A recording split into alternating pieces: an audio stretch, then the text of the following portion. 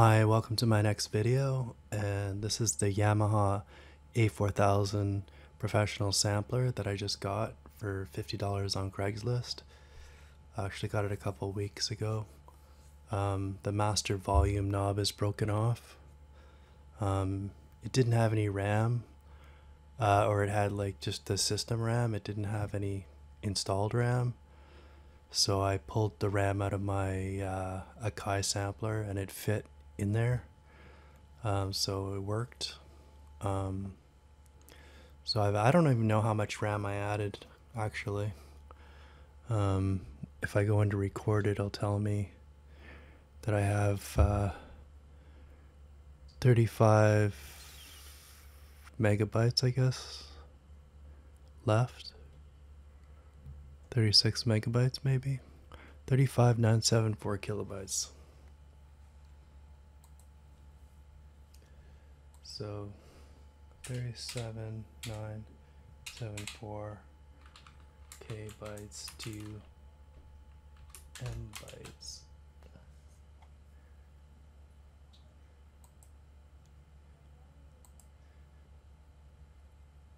Okay, so I guess it's 37 megabytes. 38 megabytes.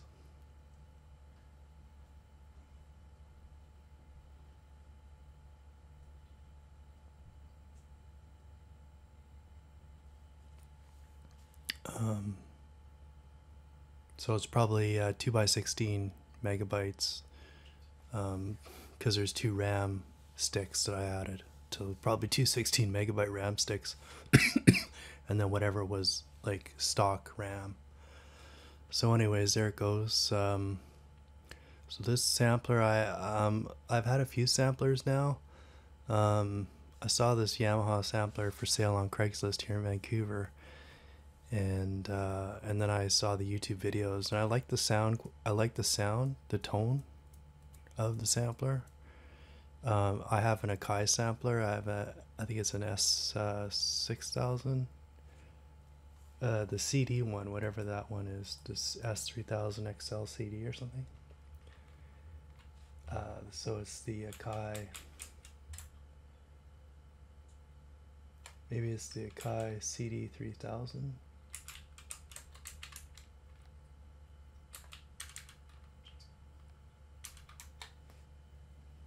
Yeah, I think it's this Akai CD3000 XL. That's what I have.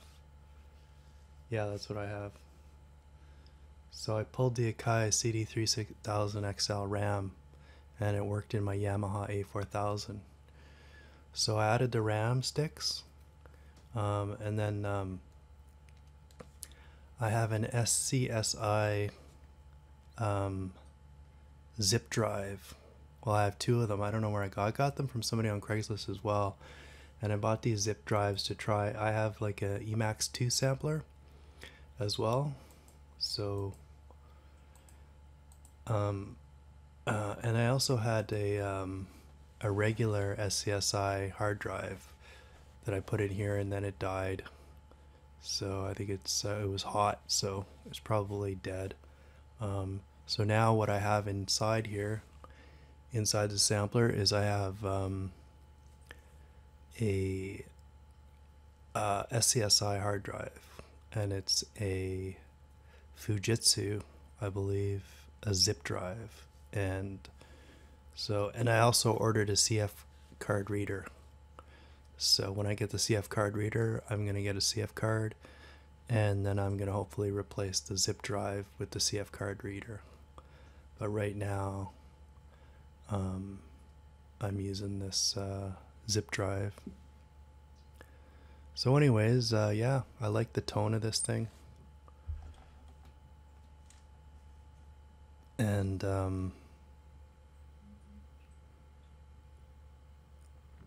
so let me see if I can pan over and you can see the buttons maybe. Alrighty. Okay, so yeah, I'll pan over here, yeah. So yeah, I don't know if you can see that, but you can see all the buttons there.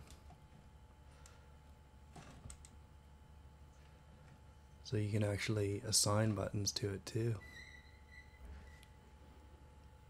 So there's the old drive. That's a floppy drive. So yeah, this is quite an old sampler, and but I really like the sound.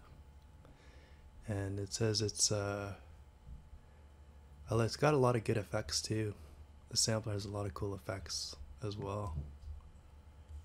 So anyways, like I got Cubase running here, so I can sample, and I don't know if you're gonna be able to see the screen okay, but let's see if I can play the sample and then I can sample it. Okay.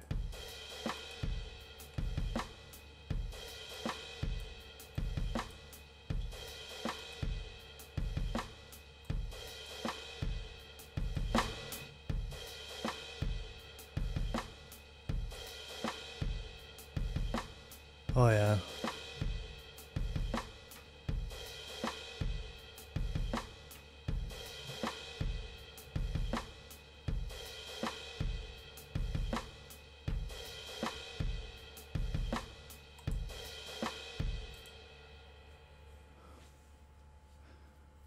So it gives you the little metronome to show that it's working. There's the wave that I sampled. You can see that the LCD is kind of like, it's got like screen burn in the middle there. So it's still working, still working, still working, still working, still working, still working, still working, still. So yeah, I'm recording this video on my JVC GYH M100. So let's see what we have here. Let's see if I can get it to play or something like that.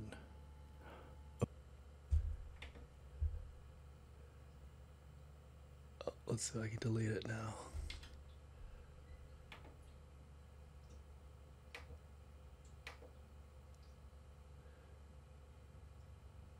Go over back.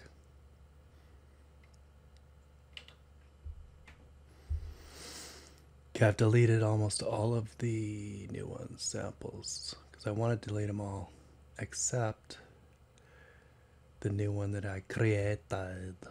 Okay, so I don't know if you're following me on this, but we'll see what's going on. So here, so you go to command, delete, execute and continue, yes, and then we should only have one more left to delete. This one right here. Delete, execute and continue, yes. Now we're in edit mode and we want to map it. So we go up. Oh, we got to make sure we're on the right sample. Yeah, we're on the right sample.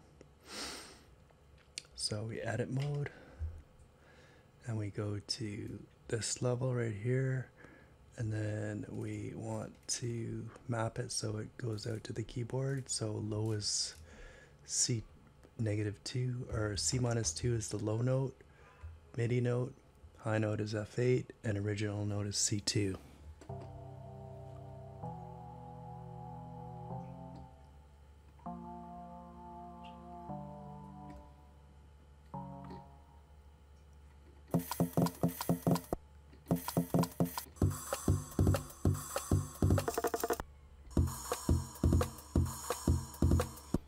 And we can change the original key.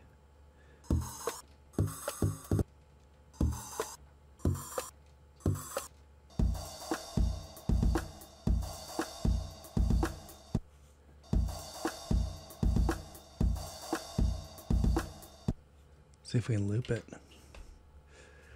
See if we can loop it. Loop mode.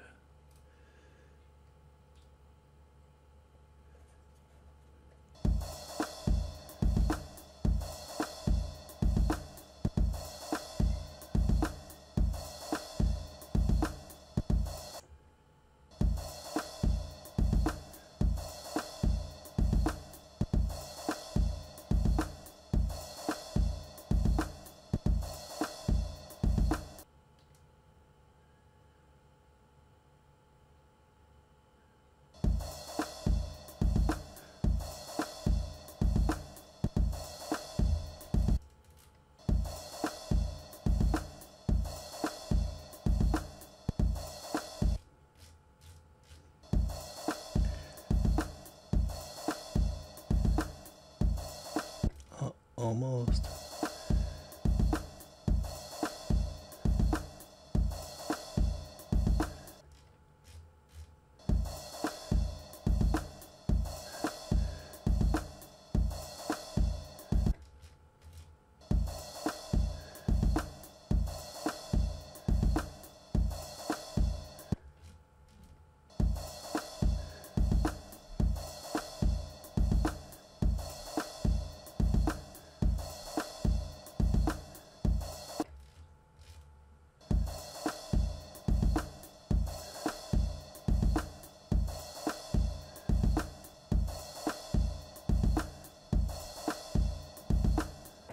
Wow, that's pretty good, eh?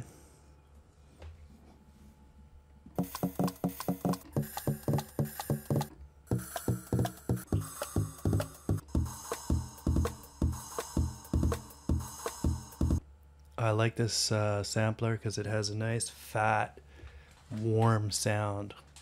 Right out of the box, this sampler has a fat warm sound, which is very nice. For $50, I mean, who are we kidding? $50. And it seems to take a long time to encode the sample into the memory, which is a good thing because, I mean, if you're really, you know, encoding every little bit of the sample, you know, it's going to be really nice when you manipulate it, right? So we'll go to the play menu. And now we're in the play menu. And so I'm not going to show you everything, but we've got some effects already here.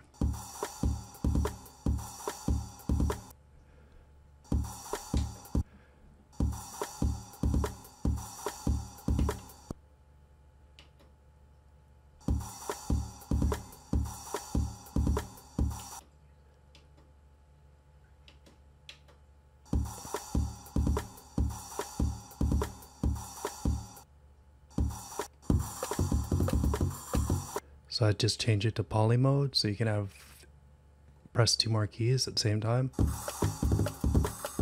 Doesn't mean it's going to sound good.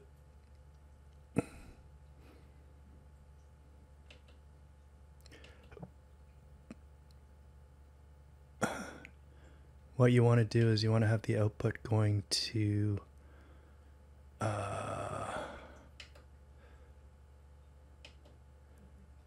an effect so you can hear the effect. So I want to figure that one out. Output, new sample. Let's try this one. Okay, so yeah, here's showing the effect. So this is called a Celesti effect.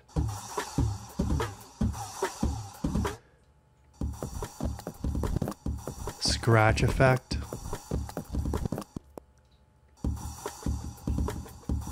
Pitch effect.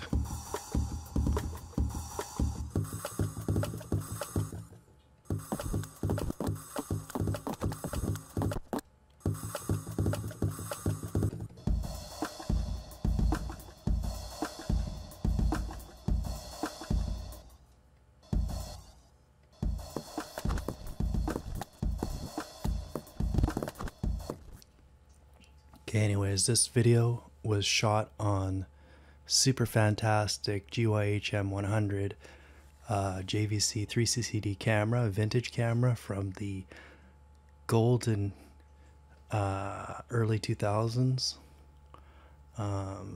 Shot with a fantastic Letus, which I forgot to turn the motor on, so the Letus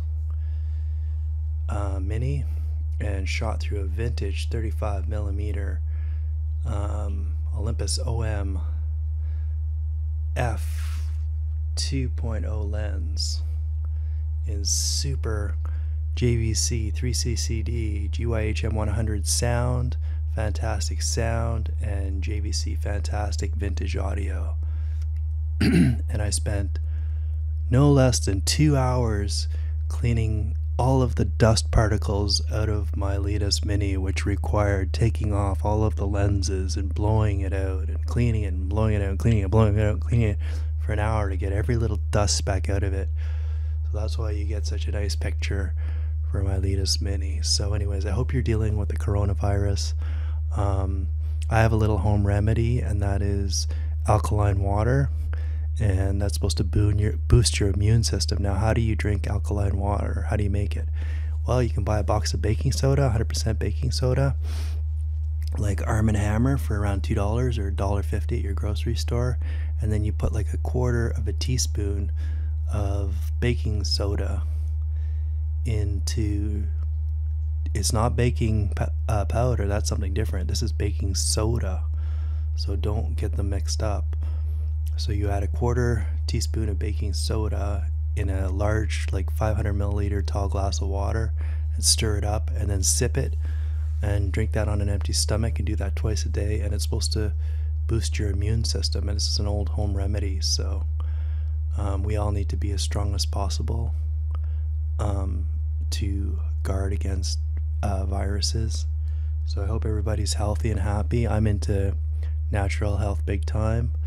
I hope you like this video. I hope you're doing good. I hope you're keeping busy in positive ways, and please hit the bell so that you get notified.